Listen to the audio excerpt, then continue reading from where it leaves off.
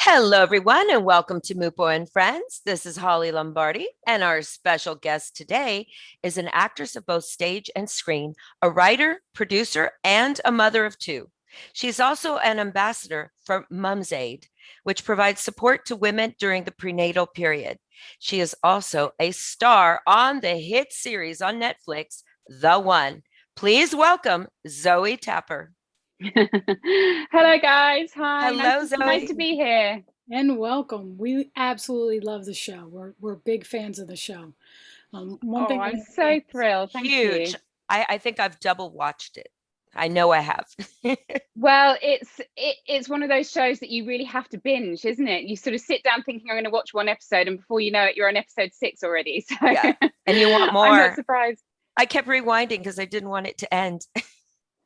Well, I mean, when I sat down and watched it, I received the screeners for it a few weeks before it came out on Netflix, and obviously I knew exactly what was going to happen. I'd read the scripts, I was acting in it, and yet I still sat down and ended up watching about 4 or 5 episodes all in one go. I think possibly because my side of it, I hadn't seen a lot of the strands of the storylines because the way we filmed it, I pretty much only stayed in my own little bubble of storylines. So it was fascinating actually to see how they'd pieced it all together. Beautiful. It is. It's something that everyone should watch. Now, the one is about finding your true match. Do you believe in the concept of soulmates? Oh, it's so tricky, isn't it? Because I don't believe that there's only one person out there for everybody. But I suppose I do believe in the concept of soulmates. I believe that you can connect with people on a very deep level, but it doesn't necessarily have to be a romantic level. You can connect with people for all sorts of reasons on a deep friendship level, or because you have of shared passions or whatever it is. I do think there are certain people in my life, including my husband, but also some dear friends who I consider to be my soulmates. So yeah, I do, I suppose, believe in it ultimately. Now, in the film, one of the characters who's married decides to find out who her real match is or who their real match is. Would you consider doing something like that if you were you are married? I yeah, I wouldn't do it right now. I mean, I am married and I have been for quite a long time, so it wouldn't reflect too well on my relationship. Um, if I wasn't married, I still think I would be incredibly cautious, um, because I just believe that part of life and part of learning about who you are and what you search for in life comes out of the human experience of meeting lots of people, and sometimes that can be messy and sometimes that can be awkward, or you have horrible experiences, but even those experiences do something to shape who you are. And I think if you just sort of clicked your fingers, or submitted a strand of hair, that it takes away some of that kind of substance and that sort of intangible element that grounds you as a person. So I think it would make people much more insular. It would make people stop wanting to find out as much about each other. And so I think ultimately I'd be really wary of it. But it's interesting, isn't it? It's this that comes from a place where I feel very content in my relationship, but certainly now in this crazy year that we've been living in, I'm sort of very aware that there are lots of lonely people out there and lots of people who haven't been able to connect with people like they used to be able to. So you can see why that might be kind of a really exciting prospect for certain people, but I think it's got lots of ramifications, and I think you'd have to really consider it very carefully before you took the plunge. Right. Hmm. So, how much of yourself is in the character of Kate? Because I mean, you fall in love with the people. You're just like, oh my God, I want to be like that person. How cool are you? You get to be a detective, and you are the coolest detective ever. Well, I certainly don't think that I'm very cool. What I love about Kate, and there are elements in her personality that I relate to, and I think there's a little part of me in every character I've ever played. I think you have to find that to root yourself in the truth of the character that you're playing. And what I particularly love about Kate is that she's so at ease with herself. She has reached a point in her life where she knows who she is. She knows what she wants. She's worked hard. She's achieved her goal of becoming a detective. She's good at it. People like her. She's got friends. And I suppose the missing link for her at the start of the show is that she hasn't got somebody else to share it with. So what I found her from the outset. As soon as I read the scripts, I liked her instantly. I responded to her as a person. I thought, oh, I'd get on well with that woman. And I enjoyed the fact that she was a kick-ass detective, but she wasn't full of kind of trauma and sort of a tortured soul. I think there are lots of dramas where you see the protagonists who, you know, might be brilliant, might have brilliant minds and be brilliant detectives, but they've always got some sort of hidden trauma that they're also having to grapple with. And it's quite refreshing actually to see a woman who's so sorted with her life. And so in that respect, I kind of think that she makes the right decision by taking that test, because she hasn't got time in her life to be going on loads of dates and meeting lots of people. She just wants to get it sorted. She's very sort of straightforward in that respect. And you know, in certain respects, I feel that I'm quite a stable person. I think because of my career choice, because being an actress is quite a precarious profession. There are, you know, extreme highs, but there are also lows. There are, you know, feast and famine sort of years.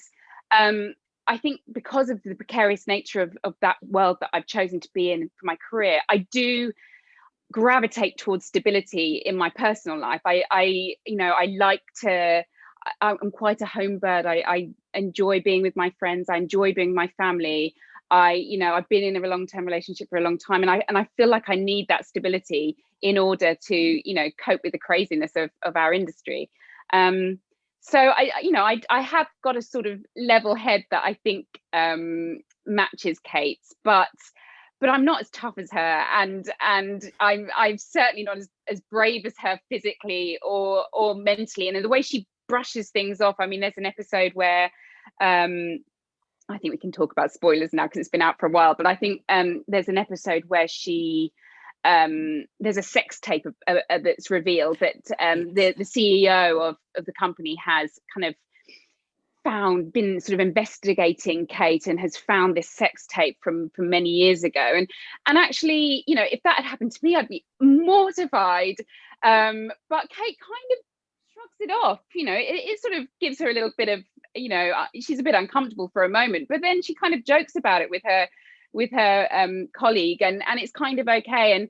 And I think she's a really tough cookie, and I love that about her. That's a great character choice. She doesn't allow the situation to take control of her. She's in control of the situation. It's brilliant. And I think that's probably vital. As a detective, you need that. You need to be able to take control of situations quickly. You need to trust your instincts quickly.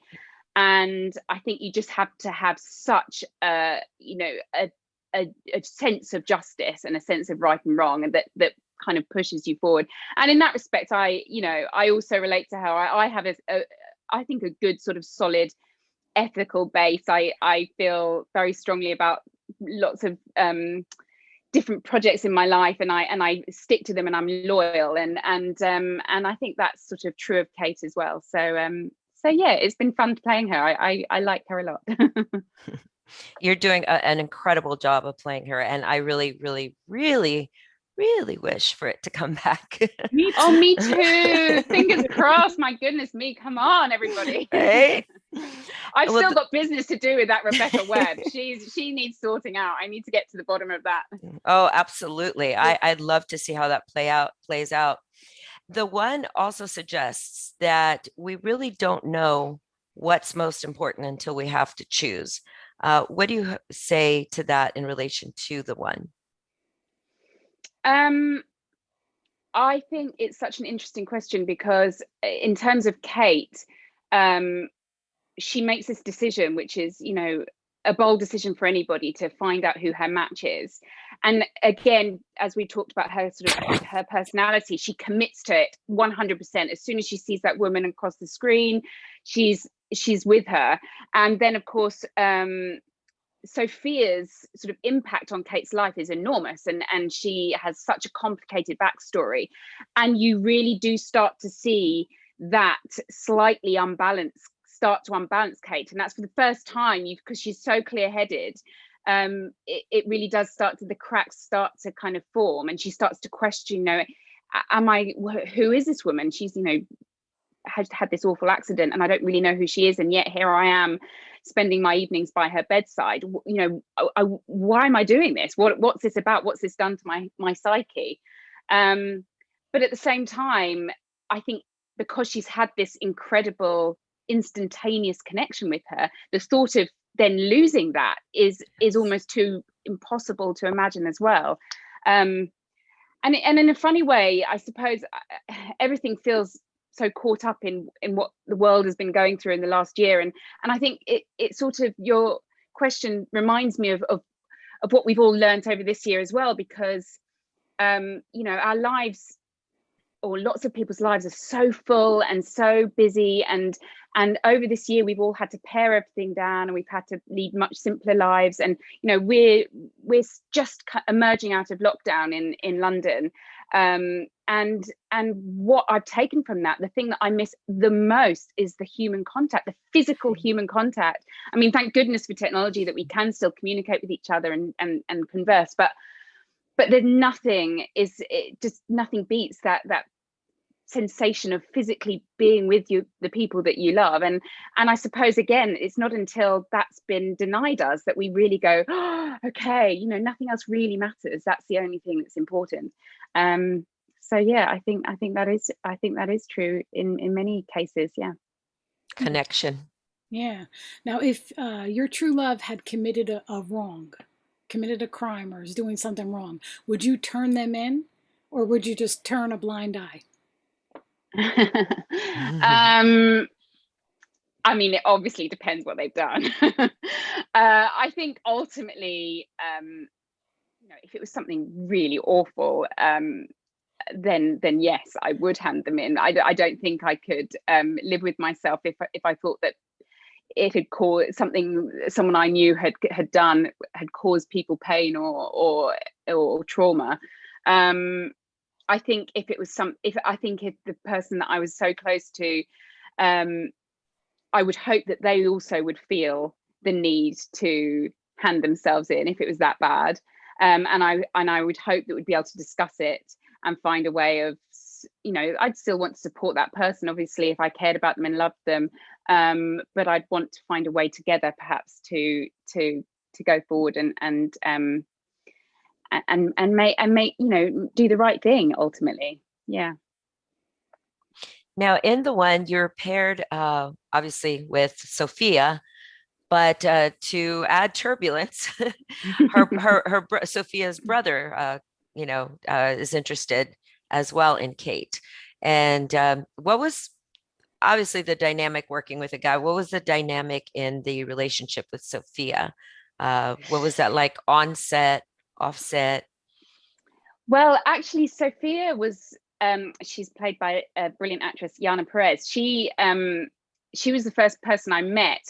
When I got the job, we had a chemistry test very early on in proceedings before we started shooting. And I remember coming to the building in central London to meet her. And there was this woman standing there, you know, she's such a stunning looking woman. And so everybody was just kind of looking at her. Everyone surrounding her was sort of staring at her. And I thought, this has got to, I hadn't seen a picture of her. I didn't know what she looked like. I thought, this has got to be her, because she's just, you know, so beautiful. And so we then had this kind of very strange scenario where you've just met somebody for the first time. And then suddenly you're in a room with the director and the producer, and you're running scenes and trying to sort of, you know, find whatever this chemistry is that they're looking for. And actually what happened, which was really quite beautiful, was that we did have a lovely chemistry, and she's a very bubbly, open, warm woman.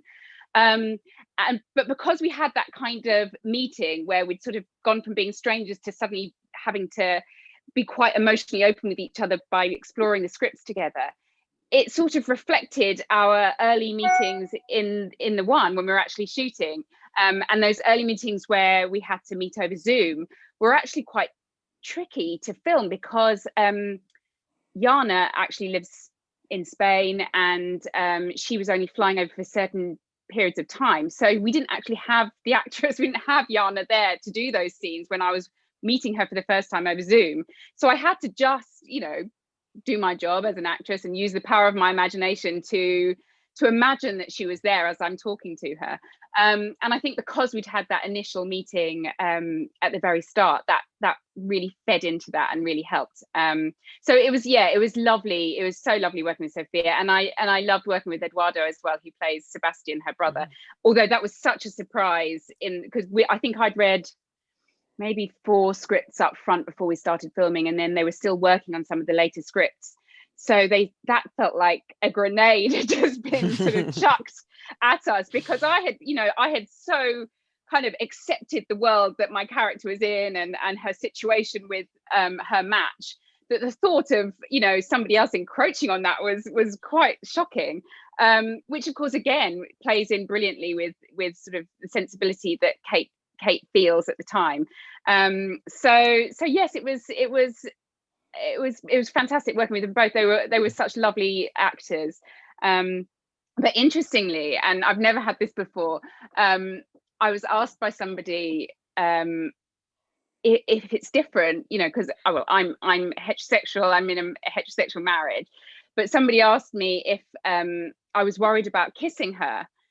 And I said, well, no, I'm not worried about kissing her. If you've seen any of the other shows that I've done in my 20-year career, I kissed a lot of people on screen, and it's sort of all sorts of different people, and it sort of makes no difference to me if that's a girl or a boy, and so yeah, it's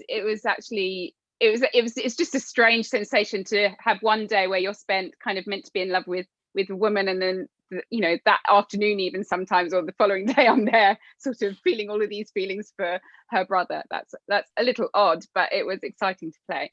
You did such a great job of conveying that, because there wasn't a lot of per se dialogue around it, but your moments alone with the like after the interaction with him I was on the edge of myself. I'm going, she's going to go for it, isn't she? Is she going to go for it? I do remember. It's funny, isn't it? Because I remember very clearly the scene where I've had dinner with Sebastian. Kate's had dinner with Sebastian, and I think she goes off to the loo. We were talking about the word loo in British vernacular earlier. She pops to the loo, and then she comes down. She sort of sees him there behaving slightly strangely. He's got her top in his hand, and then they have this kiss, and it's completely shocking, and what we talked about it a lot before we actually enacted it, because there had to be a sort of element because of this connection that almost happens instantaneously when people feel like they've met their match. You had to feel like, although he was encroaching on her space and doing something she wasn't expecting, if you look at the scene in detail, there's a little moment where she does respond back, and she does actually sort of kiss him back before realizing what she's doing and kind of pulling away again. And that was very deliberate, because it's just a mad moment. It's just a really confusing moment for her. So it was great to kind of really think about that and plot exactly how we were going to act it out. But yeah, who knows? Let's hope there is a second season, because Kate needs to know who she's going to choose. I can't wait. So we're going to take a quick break, and we will be back with Zoey Tapper in just a few minutes.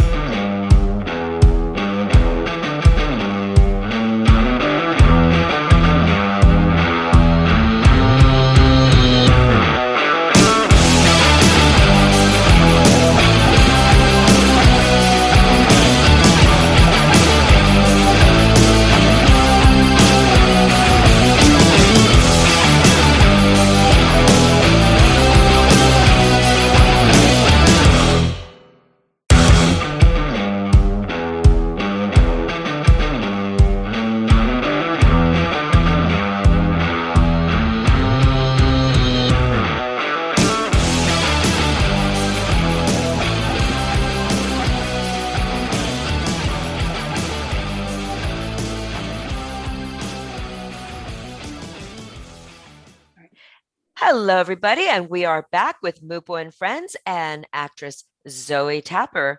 We were talking during the commercial break about the fact that I was saying how I'm able to see your character and what they're feeling. And we were talking about the other characters on the show, and some of them have that special thing where it's what you emanate when you're not actually even saying any dialogue and you're still with that character and you know that what they're thinking, you can feel their mood, and you do a lovely job of really expressing that. Oh, thank you. That's that's a really, really lovely thing to hear, because I think that's what you're always aiming for. There's something about a scene when you've got two actors who have found a connection and they're really listening to each other and they're really in the moment and they're really in the scene, that just gives you that extra little bit of magic, I suppose, to use a better word, that you can't really touch. And I think that particularly when we're filming, you can sense that, actors can sense that, and I think directors can sense that if they're good directors. And I think it's just about feeling. Some takes are better than others. Some takes you feel like you're saying your lines, you've said them before, you're not really with it, you're not really present, you're not really connected. Whereas there'll be other takes where it's like you're speaking for the very first time, and it's like the person opposite you is hearing those words for the very first time. And if you can find that, then you know that you have really engaged with that scene. And I think if you've really engaged with that scene, then I think the audience will really engage with that scene. I think audiences, especially these days with the amount of stuff that we have to watch, I think are very sophisticated. I think audiences expect sophisticated performances, and that's helped hugely by good writing. But there's also something about actors who really listen to each other and who are really in the moment that give it that sort of extra edge, I think. Absolutely. Now you've written in and produced your own show, right? Your own movie. Can you tell us a little bit about that? Yeah, absolutely. So I wrote a film called Stand Still. I co-wrote it actually with a friend of mine called Michele, and it tells the story of two women, two strangers who meet, who are sort of forged together in an extreme circumstance when one of the women is suffering from postnatal depression, or I think you might call it postpartum depression in America. And it sort of explores this crucial moment where they meet, and which ultimately changes the path which both women end up taking. And the reason I wanted to tell this story was because I have become an ambassador for a charity called Mum's Aid, which is a UK-based charity that supports women who have suffered from, we call it perinatal depression. So that's depression linked to maternity. So that could be pre-pregnancy, pregnancy, and post-pregnancy, any kind of mental illness that sort of surrounds birth. And the reason why I wanted to become an ambassador for Mum's Aid was because I experienced quite severe postpartum depression after both my children were born, and particularly after my daughter was born, my firstborn, she's 10 now, so a number of years ago. It was such a shock to the system. I had never really suffered from any mental health difficulties before. Nobody had really warned me that this might happen, and I was plunged into a very, very dark place, and I didn't know who to turn to. And actually trying to get help was a struggle.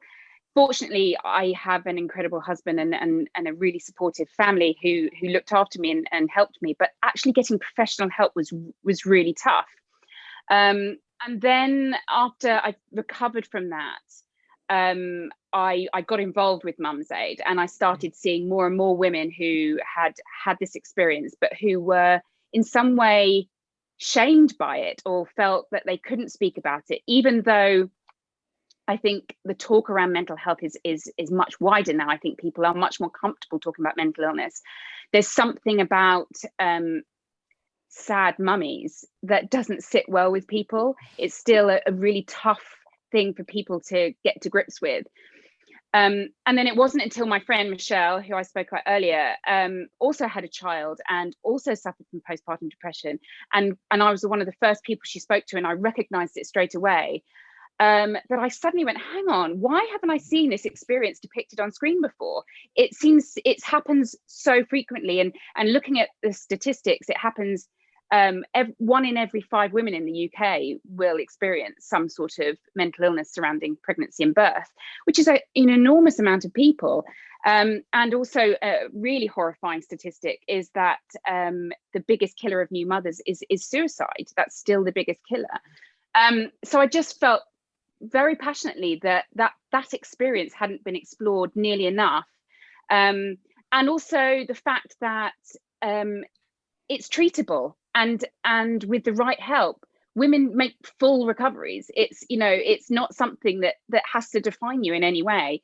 So Michele and I, in between kind of looking after our children and you know, trying to juggle our acting careers, she's an actress as well, we sat in the evenings and we would just kind of hammer out a few lines here and there on our laptops and send them to each other and email them to each other. And slowly but surely we put together this script, and we presented it to the British Film Institute, and they decided to give us some funding. And we also set up a Kickstarter to get a little bit more money as well. And we ended up getting quite a nice healthy budget and filming this story.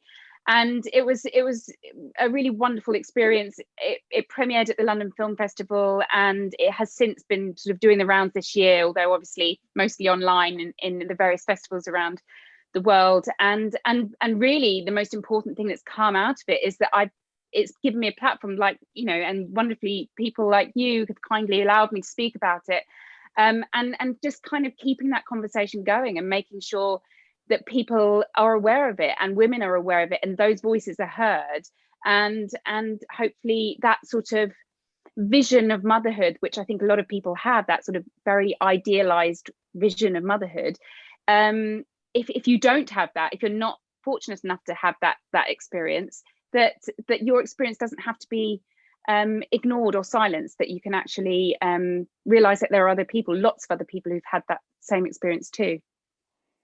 And where can people in the UK, women in the UK, if they want to find Mum's Aid, go to get more information, to get help? And could you say to the women that are some of the signs to look for if they're starting? It always starts with a sign that you probably ignore at first. Yeah, I think the tricky thing with postpartum depression particularly, but it comes in so many forms, and various women will suffer from depression, or they'll suffer from anxiety, or, you know, there's an extreme version called postpartum psychosis, which is a very, very serious illness that needs treating very quickly. But generally the signs of postpartum depression are incredibly low mood that won't shake, feelings of worthlessness, lots of either emotion, so crying a lot, or the opposite, feeling numb and very detached, changes in the way you sleep, changes in the way you eat, so either eating too much or eating too little, or sleeping too much or not being able to sleep at all. And you know, that's the sort of baseline of it. But if those, and lots of women do have baby blues after they give birth, which is a very different thing, which is connected to the hormones that are in your body and that are leaving your body, but that will dissipate quite quickly over a couple of weeks. But if these other feelings are there and they just will not go away, then it's definitely time to seek help. And people who do seek help need to find somebody who listens to them, who takes them seriously, and offers them a number of different avenues that they can take, whatever suits them. That could be medication, or it could be therapy. But there are all sorts of different options. But it's just so important for women to feel like there is help out there, and know that there is help out there, and know that they don't have to be alone, and that it will get better. It won't be like this forever, and you will. It doesn't mean that you're not going to have an amazing experience as a mother, and it doesn't mean that you're not going to have an amazing bond with your children. It just means that you've got to fight a little bit at the beginning to get there. And So, where is Mum's Aid reachable? So Mum's Aid is a London-based charity. It's www.mumsaid.co.uk. But it actually it's mainly based in London, but through lockdown, through the pandemic, because everything has now moved so much online, people can actually access help online as well. So yes, and if you go to the Mum's Aid website, there are lots of other links to various organisations around the country that also support women in different areas. So it's a good place to start. well, you It's talk such a about great cause. suicide too. So, I mean, I can relate to that. Did anyone ever, like, fans ever reach out to you and say, "Hey, listen, I feel like, I'm suicidal because I just, I'm going through this postpartum, just, depression." How Yeah, do well, I mean, not so many fans. I mean, I've spoken to many women that have had that experience, and it's incredibly terrifying. I think what's been helpful, I spoke, there's another charity that that supported our film called One Fit Mama, which was set up by a brilliant woman called Sophia Cooper, who also suffered terribly from postnatal depression, and to the point where she considered ending her life. And she subsequently recovered and set up this incredible organization which provides free fitness training for women who can bring their babies with them, and that can sort of help in their recovery. And through them, I've also spoken at one of their conferences, and I had a number of women, and all the trainers, all the people who work for her, all the fitness and personal trainers have all had experience of postnatal depression as well. So they've all gone through this training scheme, and they've all had their own experience too. And so many women who I spoke to then, kind of, I think it's reassuring in a way for somebody who people perceive to be in the public eye, or who have seemed to have got their act together and are really sorted. You sort of see me on television, or you see anybody on television, and you think that they've got everything, and they know everything, and nothing could possibly be wrong in their lives. And actually, for those people who do decide to speak very openly and honestly about their experiences, it's hugely helpful to lots of people. And I've certainly had that experience where I've had people approach me and say, it's great that you spoke up, because that's exactly how I felt, or it's exactly how my mum felt. And actually, even really heartbreakingly, when we were raising the money to make the film, we had loads of letters from people who gave a little bit of money. Some people who anonymously gave us a lot. We had somebody who gave us, I think, £1,000, and they didn't even give them their name. But we had letters from people saying, "Oh, actually, this has impacted my life. It was my mum suffered terribly from postnatal depression. She never recovered from it, or never got the help, because 30, 40 years ago, it just wasn't something ever discussed." And that impacted on our lives as children and throughout our lives. And I feel, by supporting this film, I feel like I'm doing something for my mom, and giving her a little bit of the help that I wish she'd had. So yeah, we had some incredibly moving stories, and it's something, everybody's got a mum, so it affects so many people, and it's of course not just the mums it affects the wider family as well. So we've certainly spoken to husbands and the fathers as well, who've sort of said that it was such a terrifying experience for them too, seeing somebody in their life go through that. You never know who's watching, and it's absolutely wonderful that you're standing up for a cause and being so forthcoming about your own personal life in order to help others. You're creating such a major change for so many women that you probably don't even know. Well, that's the thing. You never know who's watching, and you also never know what anybody's going through. And that's so important, isn't it? And especially now, not just in terms of postnatal depression, but in terms of just life. We're so quick to judge often, and I think no one really knows what another person is going through or what they've been through, and so we've just got to be kind. So true. We're going to take a little break, and we will be right back with Zoey Tapper.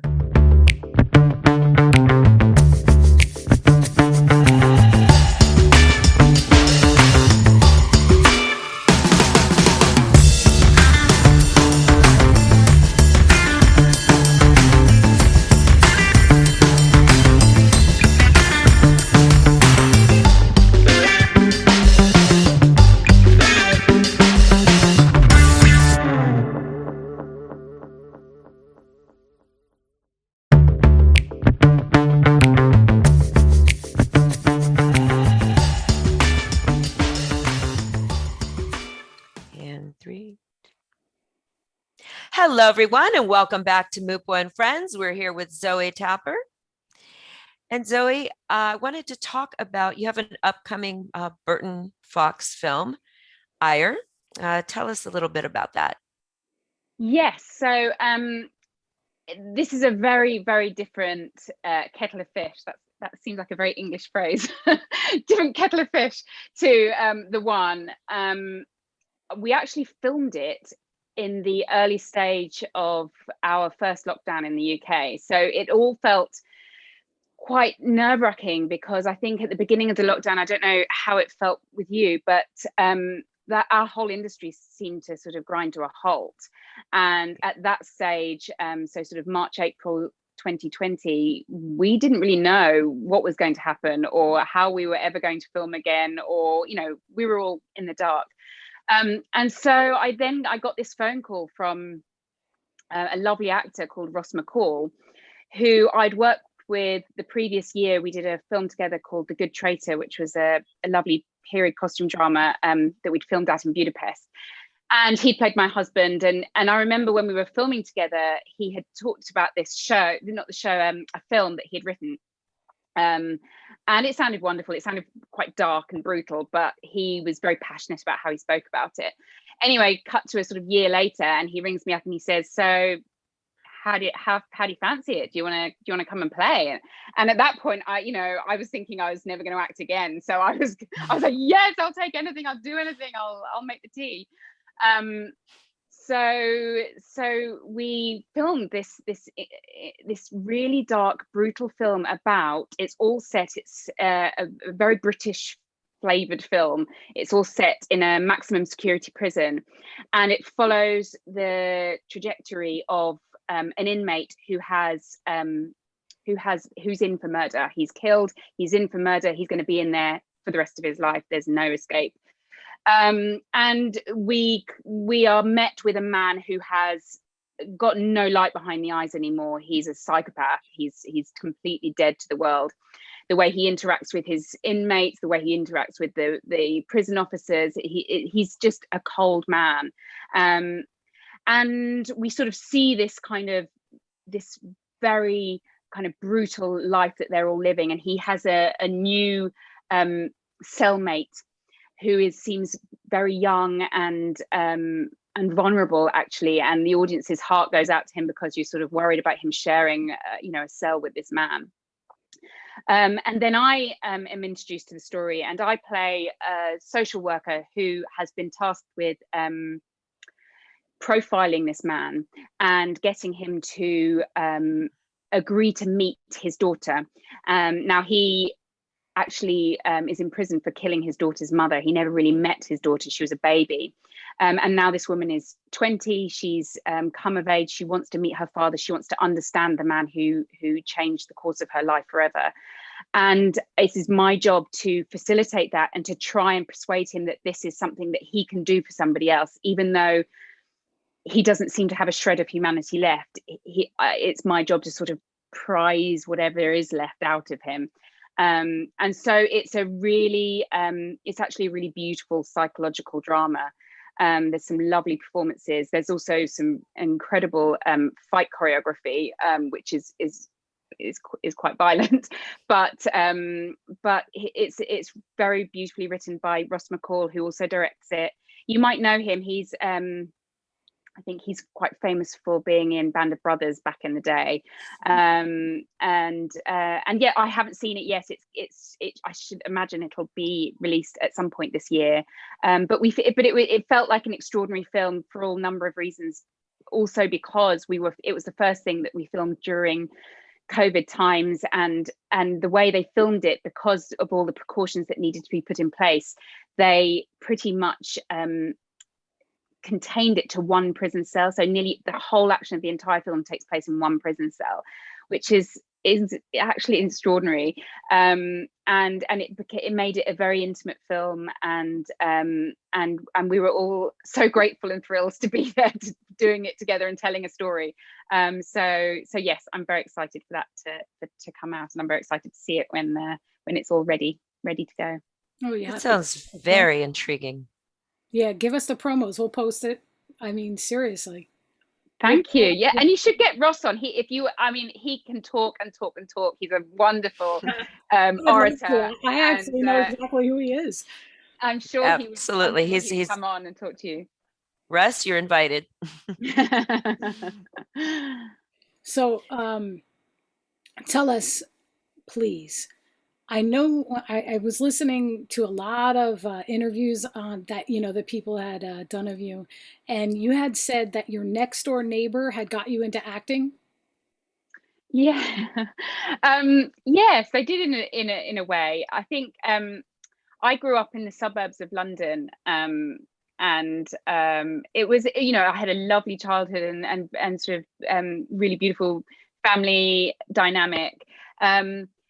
But it was also a world where you sort of everything was very familiar to you, though I didn't know any actors or artists or creatives as such, and so I didn't really understand that was a job that you could actually make a career out of.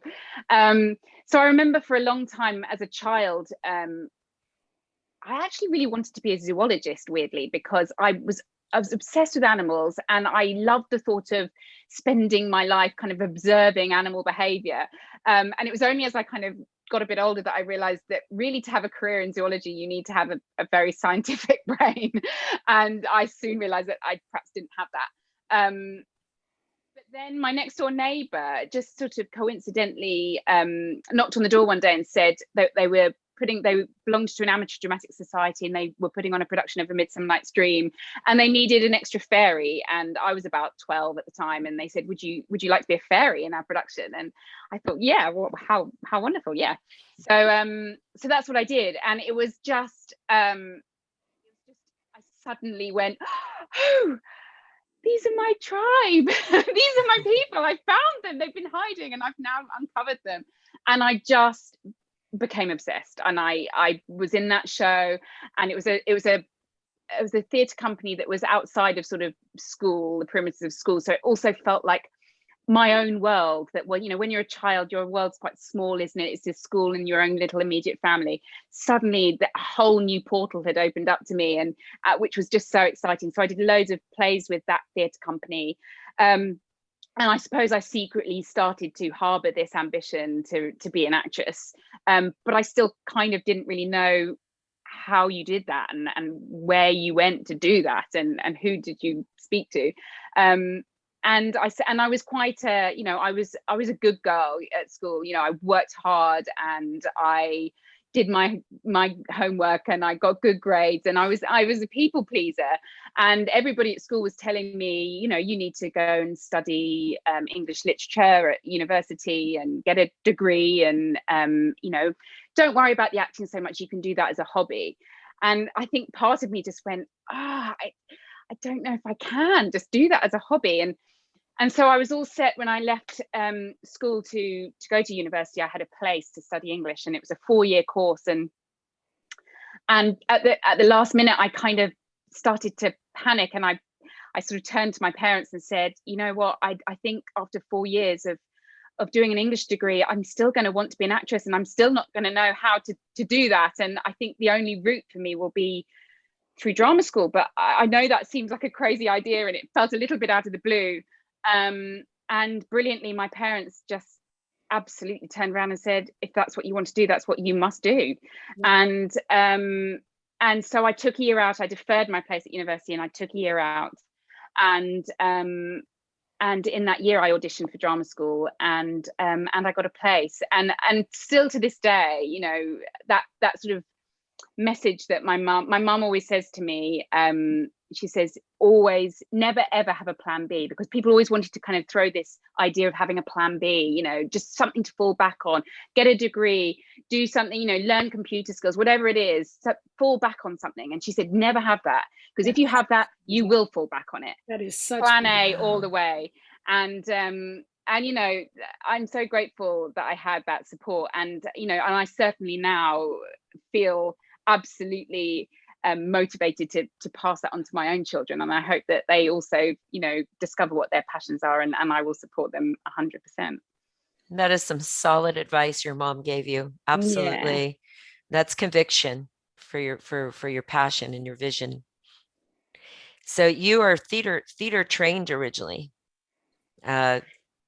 That was where you got your start. I know you've said that you were always attracted to the bright lights. That was almost like foreshadowing for what was to come. Yeah, I think again, that's a product of living on the outskirts of a city. It's so close and yet it's so far, especially when you're a child. You sort of, and my parents took me to the theatre, and we went on trips into central London, but I always felt like I didn't ever want to leave, and I always, as soon as I was old enough to get on that train and make that little journey into town, I was on that train.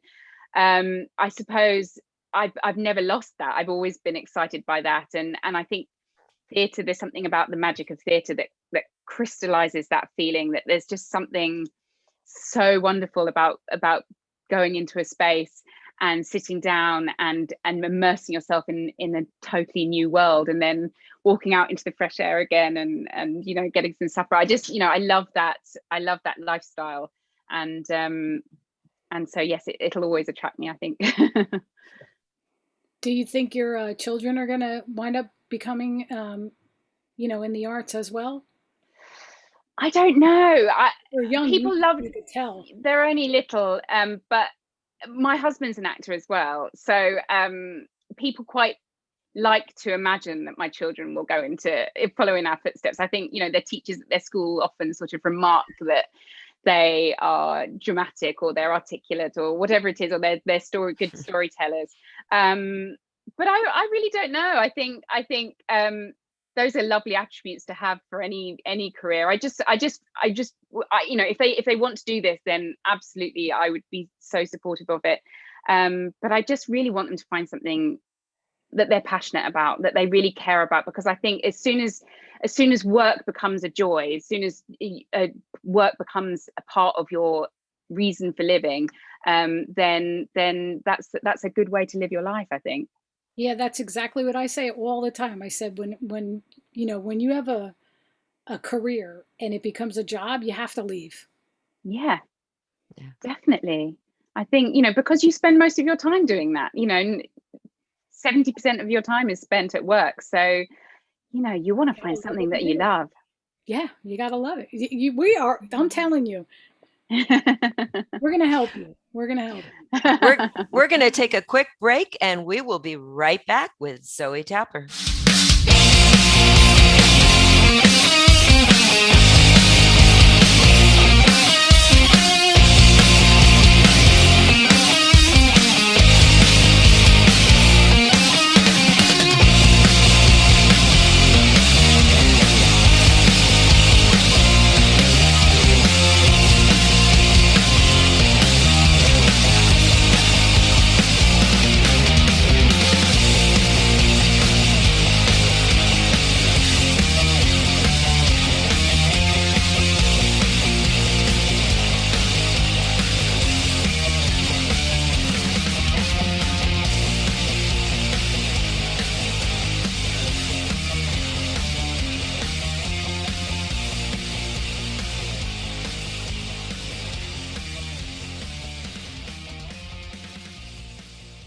All right. And we are back with more from MUPO and Friends and our very special guest, Zoey Tapper. Zoey, it has been such a pleasure to have you. Such a delight and such a treat, all the way from the UK, from London. So a lot of fans, a lot of people are going to be thrilled to watch this episode, I'm sure, as will everybody in the States. Before we go, we like to do a fill in the blank. I'd start 3 little phrases or sentences, and you finish them, whatever comes to mind. You ready? Yeah, I'm ready. All right. Besides love, what makes a relationship work? Kindness. I think kindness is the key to everything. And I think sometimes that means kindness to the person that you're in a relationship with, or it sometimes means kindness to yourself as well. And I think that if you're kind to yourself, that then gives you an ability to be more open and more vulnerable and more truthful, and that can only be a good thing for a relationship. The most important thing a new mother should remember. The most important thing would be never be afraid to ask for help. I think so many people sit with their pain or sit with their shame or whatever it is that they're feeling. And there's just no need. You don't need to be alone. You can reach out, and there's always someone that will be able to help you and give you that hand. And something unique that I can do that most people don't know. I can wiggle my ears. Does that? Is that? Sure. I don't know if I might have to. I might take that. Let me see. Can you see that? Yes, you can. I can only do it if I'm not smiling. If you smile, you can't do it. You have to look really serious. You're great. Oh my God. It has been such a pleasure. It's so awesome to get to speak with you and get to know you, and love what you're doing with Mom's Aid. For any of the women out there going through the prenatal period, or having, any issues, or you even think that there's something going on that doesn't seem normal, don't be afraid to reach out. Again, you can go to mumsaid.co.uk, mumsaid.co.uk. And again, please look for Zoey Tapper on Netflix in The One. It is absolutely awesome. It will knock your socks off. You'll want to watch it again and again and again, just like I did. And in Stand Still, all about the prenatal things that a woman goes through, an extremely extraordinary film. You can catch that on Vimeo, vimeo.com. And the upcoming Burton Fox film, Ire, IRE. And I'm so excited. I can't wait to see that. That was filmed during this last year with everything that we've been going through. So it sounds incredible. So keep an eye out for that. You can also follow, like, subscribe to Zoey Tapper, ZoeTapper, on Twitter at ZozoTaps, ZoZoTaps, on Instagram at Zoey Tapper Official. And you can also find out about Mom's Aid, like I said before, at Mom Aid on Facebook as well, or at the Mom's Aid, www.mumsaid.org. And as always, this is Holly Lombardi with our very special guest all the way from London, Zoey Tapper, and our CEO, host, and mastermind of MUPO Entertainment. And ladies, we are over and out.